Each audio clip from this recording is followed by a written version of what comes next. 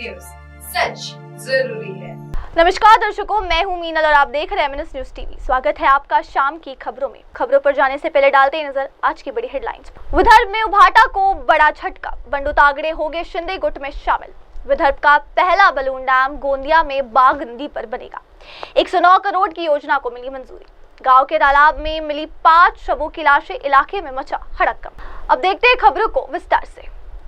विदर्भ में शिवसेना को आज एक बड़ा राजनीतिक झटका लगने वाला है। पार्टी के पूर्व सह संगठक और नागपुर के पूर्व जिला प्रमुख बंडू तागड़े आज एकनाथ शिंदे के नेतृत्व वाली शिवसेना में शामिल होने जा रहे हैं। बंडू तागड़े का शिंदे गुट में शामिल होना उभाटा के लिए बड़ा नुकसान माना जा रहा है।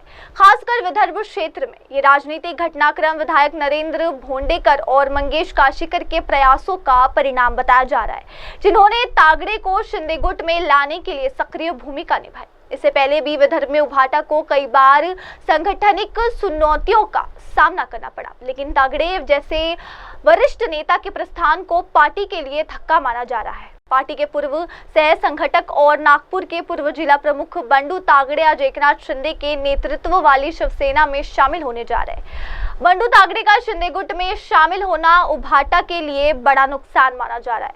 खासकर विदर्भ क्षेत्र में ये राजनीतिक घटनाक्रम विधायक नरेंद्र भोंडेकर और मंगेश काशीकर के प्रयासों का परिणाम बताया जा रहा है, जिन्होंने तागड़े को शिंदे गुट में लाने के लिए सक्रिय भूमिका निभाई। इससे पहले भी विदर्भ में उभाटा को कई बार संगठनिक चुनौतियों का सामना करना पड़ा, लेकिन तागड़े जैसे वरिष्ठ नेता के प्रस्थान को पार्टी के लिए धक्का माना जा रहा है। अब आगे बढ़ते हुए डालते हैं नजर अगली खबर पर। विदर्भ के गोंदिया जिले को जल संवर्धन की दिशा में एक बड़ी सौगात मिलने जा रही है। विधायक विनोद अग्रवाल के प्रयासों से राजगांव स्थित बाघ नदी पर विदर्भ का पहला बलून डैम बनाया जाएगा। इस अभिनव परियोजना के लिए जल संसाधन विभाग ने 109 करोड़ रुपए की राशि मंजूर कर दी है। ये डैम राजगांव काटी उपसा सिंचाई योजना को नया जीवन देगा, जो लंबे समय से निष्क्रिय थी। बलून डैम के निर्माण से क्षेत्र में लगभग 10,000 एकड़ भूमि सिंचित होगी, जिससे स्थानीय किसानों को बड़ा लाभ मिलेगा। विधायक विनोद अग्रवाल ने बताया कि यह डैम अमेरिकी और चीनी तकनीक पर आधारित होगा। ये एक स्वचालित प्रणाली से संचालित होगा, जिसमें बैलून सेंसर टेक्नोलॉजी का उपयोग किया जाएगा। डैम हवा के दबाव से काम करेगा और बॉटम बेड लेवल पर करीब 3 मीटर तक पानी संग्रहित कर सकेगा। इसकी संरचना बुलेट प्रूफ होगी और इसके नीचे 25 से 40 फीट तक रेत डाली जाएगी। उन्होंने कहा कि पहले जलगांव की गिरना नदी पर इस तकनीक का प्रयोग किया गया था, लेकिन विदर्भ में ये पहली बार लागू हो रहा है। इस परियोजना से न सिर्फ सिंचाई क्षेत्र में विस्तार होगा, बल्कि क्षेत्र की जल संकट की समस्या को भी स्थायी रूप से हल किया जा सकेगा। विधायक अग्रवाल के अनुसार इस डैम के निर्माण को लेकर सिंचाई विभाग के अधिकारियों द्वारा दिशा निर्देश जारी कर दिए गए हैं और कार्य शीघ्र प्रारंभ किया जाएगा। विधायक विनोद अग्रवाल के प्रयासों से राजगांव स्थित बाघ नदी पर विदर्भ का पहला बलून डैम बनाया जाएगा। इस अभिनव परियोजना के लिए जल संसाधन विभाग ने 109 करोड़ रुपए की राशि मंजूर कर दी है। ये डैम राजगांव काटी उपसा सिंचाई योजना को नया जीवन देगा, जो लंबे समय से निष्क्रिय थी। बलून डैम के निर्माण से क्षेत्र में लगभग 10,000 एकड़ भूमि सिंचित होगी, जिससे स्थानीय किसानों को बड़ा लाभ मिलेगा। विधायक विनोद अग्रवाल ने बताया कि यह डैम अमेरिकी और चीनी तकनीक पर आधारित होगा। ये एक स्वचालित प्रणाली से संचालित होगा, जिसमें बैलून सेंसर टेक्नोलॉजी का उपयोग किया जाएगा। डैम हवा के दबाव से काम करेगा और बॉटम बेड लेवल पर करीब 3 मीटर तक पानी संग्रहित कर सकेगा। इसकी संरचना बुलेट प्रूफ होगी और इसके नीचे 25 से 40 फीट तक रेत डाली जाएगी। उन्होंने कहा कि पहले जलगांव की गिरना नदी पर इस तकनीक का प्रयोग किया गया था, लेकिन विदर्भ में ये पहली बार लागू हो रहा है। इस परियोजना से न सिर्फ सिंचाई क्षेत्र में विस्तार होगा, बल्कि क्षेत्र की जल संकट की समस्या को भी स्थायी रूप से हल किया जा सकेगा। विधायक अग्रवाल के अनुसार इस डैम के निर्माण को लेकर सिंचाई विभाग के अधिकारियों द्वारा दिशा निर्देश जारी कर दिए गए हैं और कार्य शीघ्र प्रारंभ किया जाएगा। आगे बढ़ते हुए डालते हैं नजर अगली खबर पर। एक दिल दहला देने वाला मामला सामने आया है। गांव के एक पुराने तालाब से आज सुबह 5 लोगों के शव बरामद किए गए। घटना की जानकारी मिलते ही गांव में सनसनी फैल गई। ये मामला है कोई गांव का और मौके पर भारी संख्या में ग्रामीण जमा हो गए। स्थानीय पुलिस और प्रशासन की टीम मौके पर पहुंच चुकी है और शवों को पोस्टमार्टम के लिए भेज दिया गया है।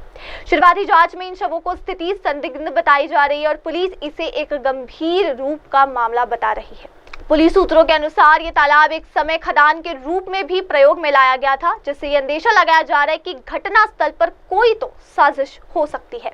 मृतकों की पहचान अभी तक नहीं हो सकी है। जिला प्रशासन ने मामले की उच्च स्तरीय जांच के आदेश दिए और कहा कि दोषियों को जल्द ही गिरफ्तार किया जा सकेगा। ग्रामीणों ने भय का माहौल बना रखा है और लोग प्रशासन से सुरक्षा की मांग कर रहे हैं। ये मामला है कोई गांव का और मौके पर भारी संख्या में ग्रामीण जमा हो गए। स्थानीय पुलिस और प्रशासन की टीम मौके पर पहुंच चुकी है और शवों को पोस्टमार्टम के लिए भेज दिया गया है। शुरुआती जांच में इन शवों को स्थिति संदिग्ध बताई जा रही है और पुलिस इसे एक गंभीर रूप का मामला बता रही है। पुलिस सूत्रों के अनुसार ये तालाब एक समय खदान के रूप में भी प्रयोग में लाया गया था, जिससे ये अंदेशा लगाया जा रहा है कि घटना स्थल पर कोई तो साजिश हो सकती है। मृतकों की पहचान अभी तक नहीं हो सकी है। जिला प्रशासन ने मामले की उच्च स्तरीय जांच के आदेश दिए और कहा कि दोषियों को जल्द ही गिरफ्तार किया जा सकेगा। ग्रामीणों ने भय का माहौल बना रखा है और लोग प्रशासन से सुरक्षा की मांग कर रहे हैं। कब से गायब? कंपनी चौक से कल दोपहर से ये गायब है। क्यों, कौन कौन है ये आपके फैमिली में? मेरी एक बड़ी लड़की है, उससे एक छोटी लड़की है, एक नाती है और एक नातन है। ओके, नाम क्या है? नाम एक का मोहित है, एक का पूरा नाम बताओ। मोहित चंद्रकांत चौधरी और उसका लक्ष्मी चंद्रकांत चौधरी। ओके, कब से गायब है? कल दोपहर से गायब है। और पुलिस कंप्लेंट कब दिए थे? मैंने अभी दिया, आज दिए थे। हाँ। और आज तुमको पता हुआ ये बॉडी यहाँ मिली? वो अभी वहाँ बता नहीं आया मेरे को। ओके, कहाँ रहते थे पूरी ये फैमिली? ये पांचवी बॉडी किसकी है?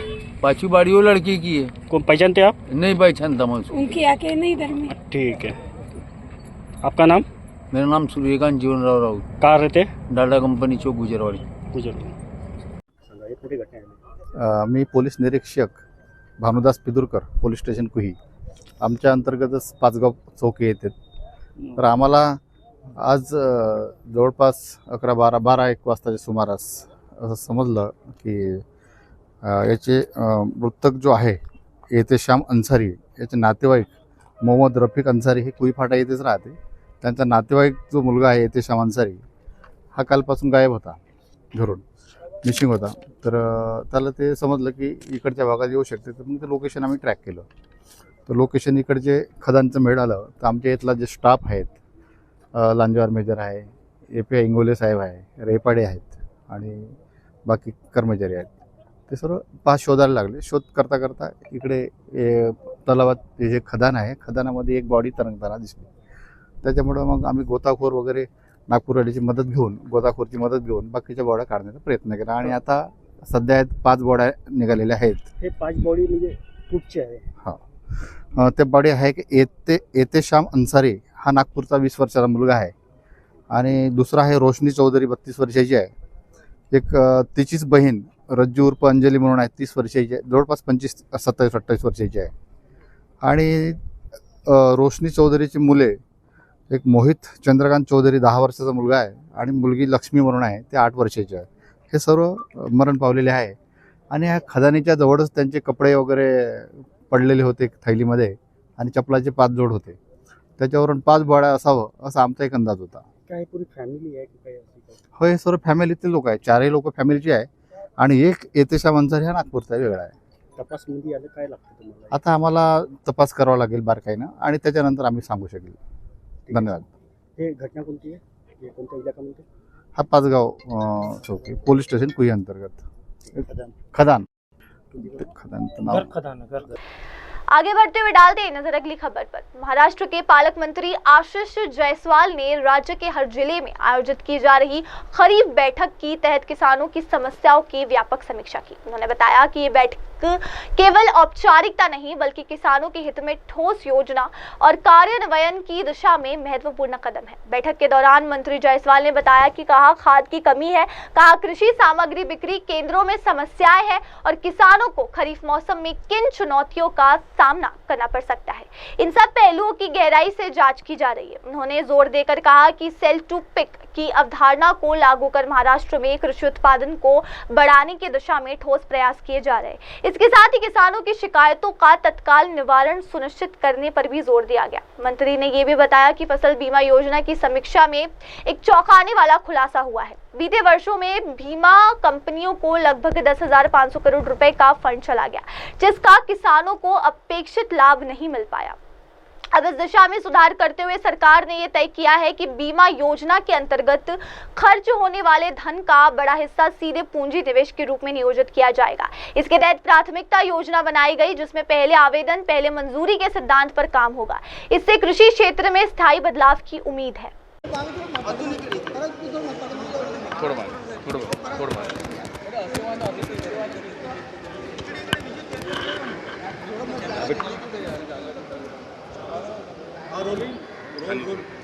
भाऊ, काल खरीपची बैठक झालेली आहे, महत्त्वाच्या सूचना केलेल्या आहे, आपण काय सांगा? महाराष्ट्राच्या प्रत्येक जिल्ह्यात पालकमंत्री आता खरीपची बैठक घेत आहे। एकंदरीत खतांचा तुटवडा, कुठे लिंकेजची त्रास आहे का, कृषी साहित्य वगैरे विक्रेत्याच्या शॉपमधून किंवा कुठल्या पद्धतीची शेतकऱ्यांना अडचण सिंचनाच्या संदर्भामध्ये एकूण आढावा वेगवेगळ्या जिल्ह्यात सुरू आहे। कालच नागपूर आणि अमरावतीची बैठक झाली। 15 तारखेला मी गडचिरोलीची देखील बैठक ठेवलेली आहे आणि महाराष्ट्रामध्ये उत्पादन कसं वाढवता येईल, विकेल ते पिकेल ही संकल्पना कशी रुजवता येईल आणि शेतकऱ्यांच्या सर्व अडचणींना ग्रीव्हन्स रिडल सेल कसं देता येईल, त्यांच्या तक्रारीचे तात्काळ निवारण कसं करता येईल, गोपीनाथ मुंडे सानुग्रह अनुदान योजनेचा आढावा, त्यासोबतच पीक विमा योजनेचा आढावा, सर्व योजनेचा आढावा मी घेतलेला आहे। भाऊ, कशा पद्धतीने यावेळेस लोकांना खताची किंवा शेतकऱ्यांना खताची अडचण जाणार नाही यासाठी नियोजन केलं जात आहे, मोठी मागणी असते। आता आपण मोठ्या प्रमाणामध्ये भांडवली गुंतवणुकीची योजना आणलेली आहे। आता पीक विमा योजना ही पूर्वीप्रमाणे करून त्यात गैरप्रकार टाळण्यासाठी जेव्हा मी याचा आढावा घेतला तेव्हा असं लक्षात आलं की सुमारे 10,513 कोटीचा जवळपास निधी हा विमा कंपनीकडे गेलेला आहे। त्यामुळे आता आपण हे पूर्ण पैसे जे पीक विम्याच्या स्वरूपामध्ये जात होते त्याच्यापैकी बहुतांश रक्कम आता ही भांडवली गुंतवणुकीची योजना केलेली आहे आणि आता त्यात लॉटरी सिस्टम देखील आपण बंद केलेला आहे आणि जो पहिले अर्ज करेल त्याला पहिले मंजुरी, अशा पद्धतीची प्राधान्याची योजना आता आपण तयार केलेली आहे आणि त्यामुळे शेतीमध्ये कशी क्रांती होईल त्या दृष्टीने आपला प्रयत्न सुरू आहे। नाही, परवा देखील मोठ्या प्रमाणामध्ये अवकाळी पाऊस झालेला आहे। आपल्या प्रचलित नियमानुसार SDRF NDRFचे निकष आहे, त्यानुसार आपण पंचनामा करून नियमानुसार जे काय अनुज्ञेय मदत आहे ते करत असतो। अब डालते हैं नजर अगली खबर। भारतीय जनता पार्टी के वरिष्ठ नेता और प्रदेश अध्यक्ष चंद्रशेखर बावनकुले ने प्रधानमंत्री नरेंद्र मोदी की कड़ी नीतियों और निर्णायक नेतृत्व की सराहना करते हुए कहा कि मोदी जी ने दुनिया में भारत को एक मजबूत और आत्मनिर्भर राष्ट्र के रूप में स्थापित किया है। बावनकुले ने अपने संबोधन में याद दिलाया कि कैसे पहलगाम में 28 परिवारों की धार्मिक पहचान पूछकर बेरहमी से हत्या की गई थी। उन्होंने कहा, प्रधानमंत्री मोदी ने उन नक्सलियों को उनके घरों में घुसकर मारा और इस कायरता का बदला लिया। उन्होंने आगे कहा कि मोदी सरकार ने पाकिस्तान के खिलाफ सख्त प्रतिबंध लगाते हुए स्पष्ट कर दिया कि भविष्य में कोई नक्सली कार्रवाई भी होगी तो भारत उसे युद्ध के रूप में लेगा। ये सिर्फ ट्रेलर है, पिक्चर अभी बाकी है। माननीय पंतप्रधान मोदीजींनी संपूर्ण भारताची मान जगामध्ये आज सशक्त भारत म्हणून उंच केली आहे। पाकिस्तानने ज्या पद्धतीने पहलगाममध्ये आमच्या 28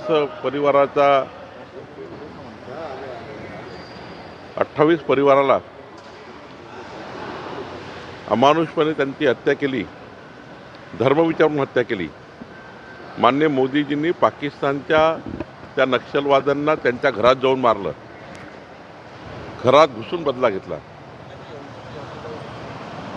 आणि आता माननीय मोदीजींनी पाकिस्तानला कडक निर्बंध लावले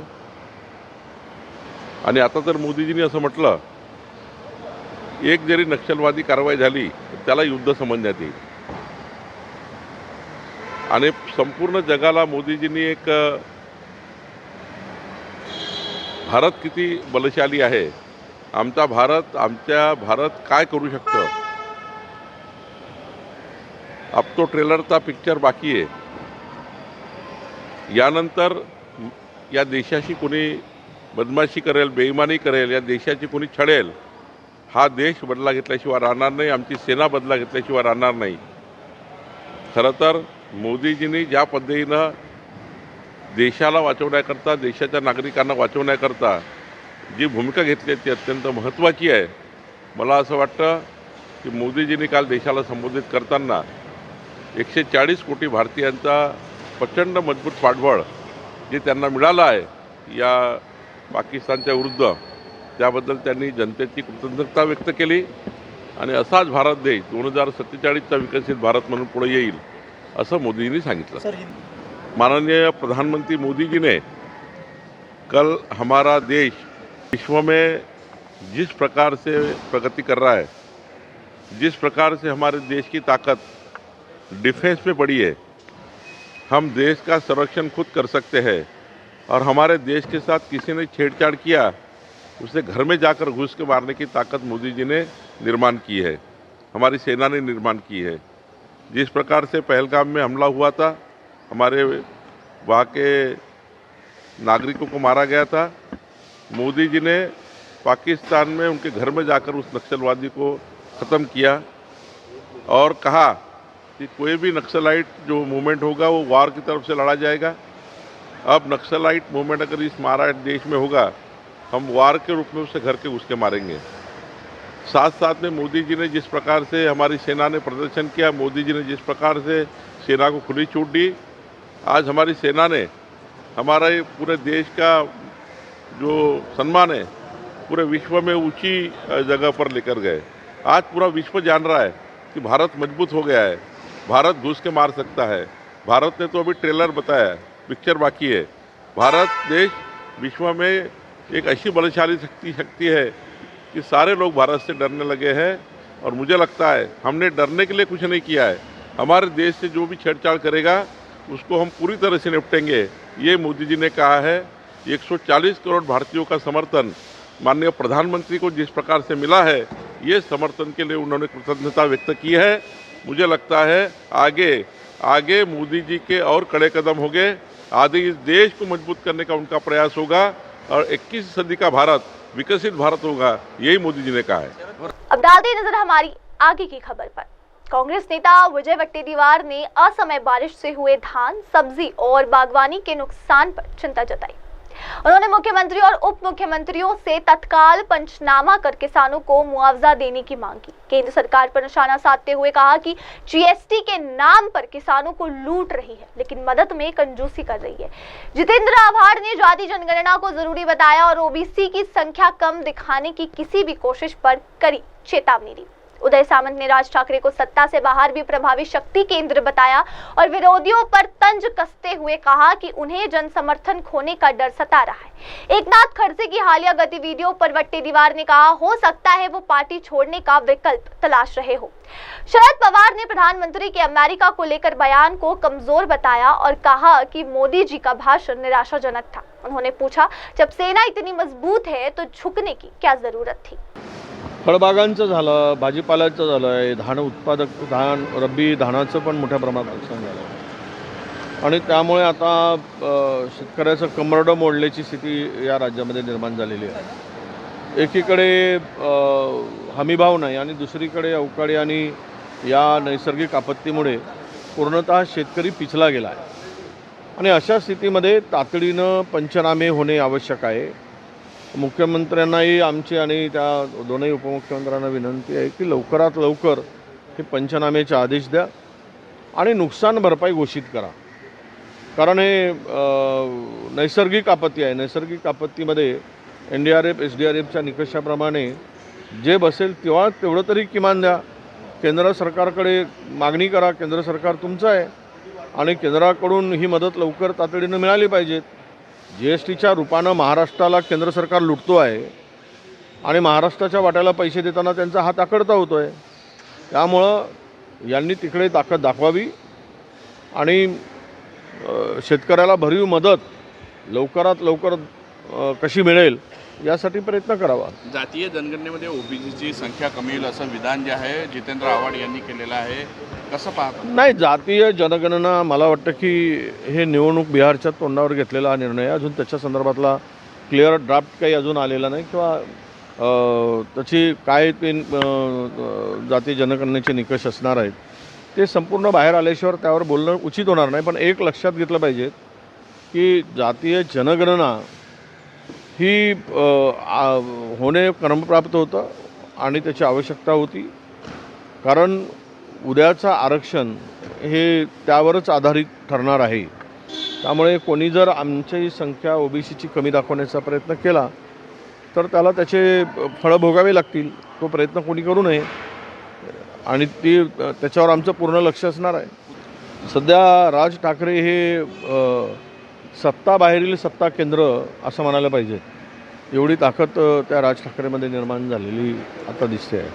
सगळ्यांनाच राज ठाकरेची गरज पडायला लागली म्हणजेच यांचे चपला झिजवण्याचं काम राज ठाकरे करत आहेत आणि हे चपला झिजतपर्यंत त्या दरवाजात जात राहतील अशी एकूण राज्याची परिस्थिती निर्माण करून दिली आहे. ज्या पक्षाचा एकही आमदार नाही त्या पक्षाकडे जर हे धावत आहेत तर या सगळ्यांची स्थिती ही दोलायमान आहे. या सगळ्यांना आता जनाधार गमावल्याची भीती आहे. त्यामुळे निवडणुका जिंकण्याची शक्यता दिसत नाही. त्यामुळं कदाचित हा प्रयत्न त्यांचा असू शकेल.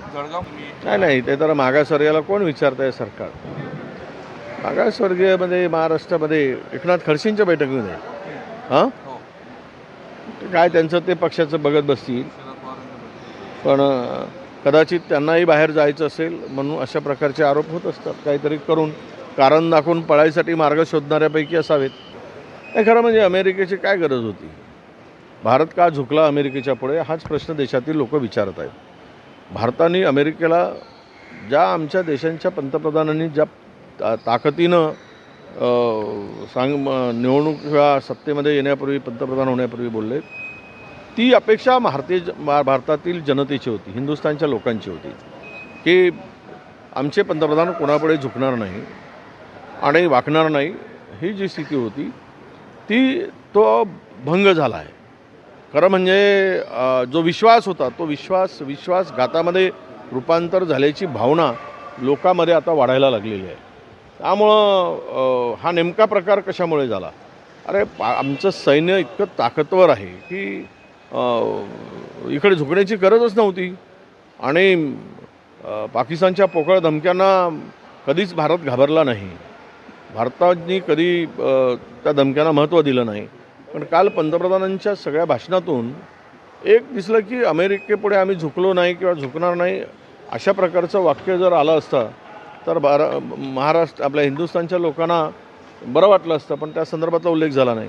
पहिल्यांदा आत्तापर्यंतच्या इतिहासामध्ये पाकिस्तानला झुकवत असताना पाकिस्तानचं नाव कधी पंतप्रधान घेत नाही. जे म्हणजे वारंवार जो नाव घेतलं जातं ते घेण्याची गरज नव्हती.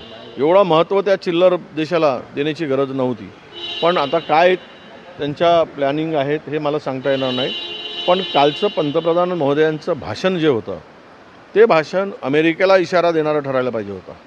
पण ते काही दिसलं नाही. ते ऐकलं आम्ही. त्यांच्या भाषणानंतर पंतप्रधानांचं भाषण झालं. पूर्वी त्यांचं भाषण झाल्यानंतर आमच्या देशाच्या पंतप्रधानांचं भाषण. पण ती अपेक्षा होती की ट्रम्प हमको जिंकते नाही. आणि ज्यावेळेस ते म्हणत होते की मुंबईवर हल्ला होतो आणि रडत रडत अमेरिकेकडे जाऊन सांगतात पाकिस्तानात घुसायला पाहिजेत. नका घुसू पण सैन्य आमचे ताकदवर आहेत. त्यांना तुम्ही जो अधिकार दिला होता किंवा त्यांना तुम्ही पूर्ण निर्णय घेण्याचा तुम्ही त्यांना अधिकार दिला पण त्यावर तरी ठाम राहून ते करण्याची आवश्यकता होती. पण काल पंतप्रधानांच्या भाषणातून निराशा आणि हतबलता दिसली. धन्यवाद. कल के प्राइम मिनिस्टर के भाषण से देश को एक विश्वास और आत्मविश्वास बढ़ाने की जो बात थी वो दिखी नहीं. उनके भाषण से कल हमें जो एक अमेरिका को डराने वाला, अमेरिका को दबाने वाला, उनको हम डरते नहीं इस तरह से इनके भाषण में ये दिखना चाहिए था. पर वो कल दिखा नहीं. आगे बढ़ते और डालते नजर अगली खबर पर। शिवसेना नेता और मंत्री संजय राठौड़ ने प्रधानमंत्री नरेंद्र मोदी के आतंकवाद पर कड़ी नीति की सराहना करते हुए कहा कि उनकी भूमिका हर भारतीय को गौरवान्वित करती है। उन्होंने कहा मोदी जी ने दुनिया को दिखा दिया कि भारत आतंकवाद के खिलाफ कितनी सख्ती से खड़ा है। राठौड़ ने कहा, यही भूमिका कभी हृदय सम्राट बाला साहेब ठाकरे निभाते थे। आज हमारे नेता एकनाथ शिंदे को भी कश्मीर मिला है, भारत को मिलना चाहिए और पाकिस्तान से आने वाले आतंकवादियों पर सख्त कार्रवाई होनी चाहिए। यही शिवसेना की भूमिका है। अतिशय सुंदर अशी भूमिका देशाचे लोकप्रिय प्रधानमंत्री सन्माननीय नरेंद्र मोदी साहेबांनी काल देशवासियांसमोर आणि पूर्ण विश्वासमोर मांडली। भारत देशाची ही भूमिका प्रधानमंत्र्यांनी मांडल्यानंतर खरं तर आदरणीय नरेंद्र मोदी साहेबांबद्दल प्रत्येक भारतीयाला अभिमान आणि गर्व वाटावा अशा पद्धतीची ही भूमिका होती आणि या भूमिकेवर भारत हा कशा पद्धतीनं दहशतवाद विषयाकडे पाहतो आहे हे सुद्धा त्यांच्या संपूर्ण स्पष्टीकरणामधून या ठिकाणी त्यांनी स्पष्ट केलं। रक्त आणि पाणी एकत्र वाहू शकत नाही ही सुद्धा भूमिका त्यांनी अतिशय प्रखरपणे मांडली आणि देशवासियांची सुद्धा सातत्याने ही भूमिका आतापर्यंत राहिलेली आहे। प्रामुख्याने वंदनीय शिवसेना प्रमुख बाळासाहेब ठाकरे हेही याच भूमिकेचं नेहमी सातत्याने जाहीर सभेमधून बोलायचे आणि आज शिवसेना म्हणून आमचे जे मुख्य नेते आहे सन्माननीय एकनाथरावजी शिंदे साहेब यांनी सुद्धा मधल्या काळामध्ये हीच भूमिका मांडली की POKच्या ताब्यात असलेलं काश्मीर, पाकव्याप्त काश्मीर हा भारताला या ठिकाणी मिळाला पाहिजे। सातत्यानं दहशतवादी हल्ले करून पाकिस्तानामध्ये आश्रय घेणारे दहशतवादी नेते जे आहेत त्यांना सुद्धा कठोर शासन झालं पाहिजे ही भूमिका शिवसेनेची आहे आणि हीच भूमिका काल देशाच्या प्रधानमंत्र्यांनी या ठिकाणी मांडलेली आहे आणि ज्या पद्धतीनं कामगिरी भारतीय सेनेने या ठिकाणी घेतलेली आहे या काळामध्ये आणि म्हणूनच शिवसेना भारतीय सेनेसोबत ही शिवसेना सातत्यानं आतापर्यंत राहिलेली आहे, पुढे सुद्धा राहणार आहे। शिवसैनिक हे सातत्यानं भारतीय सेनेच्या सैनिकांसोबत राहिलेले आहेत आणि आज आम्हाला गर्व आहे, अभिमान आहे की आमच्या देशाच्या प्रधानमंत्र्यांनी खऱ्या अर्थानं देशवासियांना अभिमान वाटावा अशा पद्धतीची भूमिका घेतलेली आहे। आगे बढ़ते और डालते नजर अगली खबर पर। गोंदिया जिले में बीते 4 महीनों में 124 सड़क दुर्घटनाएं दर्ज की गई, जिनमें 64 लोगों की जान चली गई। इन हादसों में सबसे अधिक मौतें दोपहिया वाहन चालकों की हुई है, जिनमें से करीब 70% ने हेलमेट नहीं पहना था। सिर में गंभीर चोट लगने से इनकी मौत हुई। यातायात पुलिस और परिवहन विभाग ने इन आंकड़ों को गंभीर चेतावनी मानते हुए नागरिकों से हेलमेट पहनने और नियमों के पालन की अपील की। पुलिस ने साफ कहा कि हेलमेट पहनना अनिवार्य है और उल्लंघन करने वालों पर दंडात्मक कार्रवाई की जाएगी। अधिकारियों के अनुसार यातायात नियमों की अनदेखी और लापरवाही से वाहन चलाना इन दुर्घटनाओं का प्रमुख कारण है। प्रशासन का कहना है कि दुर्घटना मुक्त गोंदिया के लिए नागरिकों की जागरूक भूमिका अत्यंत आवश्यक है। परिवहन विभाग और प्रशासन ने सभी से अपील की है कि वे यातायात नियमों का पालन करें, हेलमेट का उपयोग करें और सुरक्षित ड्राइविंग की आदत विकसित करें, जिनमें 64 लोगों की जान चली गई। इन हादसों में सबसे अधिक मौतें दोपहिया वाहन चालकों की हुई है, जिनमें से करीब 70% ने हेलमेट नहीं पहना था। सिर में गंभीर चोट लगने से इनकी मौत हुई। यातायात पुलिस और परिवहन विभाग ने इन आंकड़ों को गंभीर चेतावनी मानते हुए नागरिकों से हेलमेट पहनने और नियमों के पालन की अपील की। पुलिस ने साफ कहा कि हेलमेट पहनना अनिवार्य है और उल्लंघन करने वालों पर दंडात्मक कार्रवाई की जाएगी। अधिकारियों के अनुसार यातायात नियमों की अनदेखी और लापरवाही से वाहन चलाना इन दुर्घटनाओं का प्रमुख कारण है। प्रशासन का कहना है कि दुर्घटना मुक्त गोंदिया के लिए नागरिकों की जागरूक भूमिका अत्यंत आवश्यक है। परिवहन विभाग और प्रशासन ने सभी से अपील की है कि वे यातायात नियमों का पालन करें, हेलमेट का उपयोग करें और सुरक्षित ड्राइविंग की आदत विकसित करें, जिनमें 64 लोगों की जान चली गई। इन हादसों में सबसे अधिक मौतें दोपहिया वाहन चालकों की हुई है, जिनमें से करीब 70% ने हेलमेट नहीं पहना था। सिर में गंभीर चोट लगने से इनकी मौत हुई। यातायात पुलिस और परिवहन विभाग ने इन आंकड़ों को गंभीर चेतावनी मानते हुए नागरिकों से हेलमेट पहनने और नियमों के पालन की अपील की। पुलिस ने साफ कहा कि हेलमेट पहनना अनिवार्य है और उल्लंघन करने वालों पर दंडात्मक कार्रवाई की जाएगी।